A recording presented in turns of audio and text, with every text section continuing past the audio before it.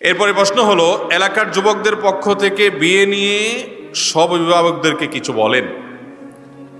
যেখানে যাই যুবকদের এই আর্তনাদ, যুবকদের এই হাহাকার, যুবকদের এই তাদের এই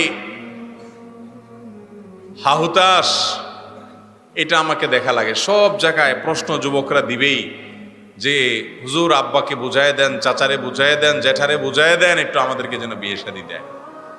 মুরব্বীরা এগুলো লক্ষ্য রাখবেন যে যুবকরা বিয়ে করতে চায়, জেনা করতে চায় না।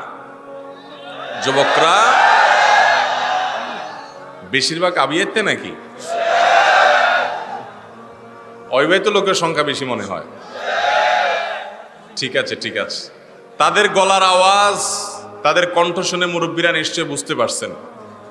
অতএব নিজেদের নিরাপত্তার জন্য হলেও ছেলেদেরকে, মেয়েদেরকে উপযুক্ত হলে তাড়াতাড়ি বিয়ে দিয়ে দিবেন।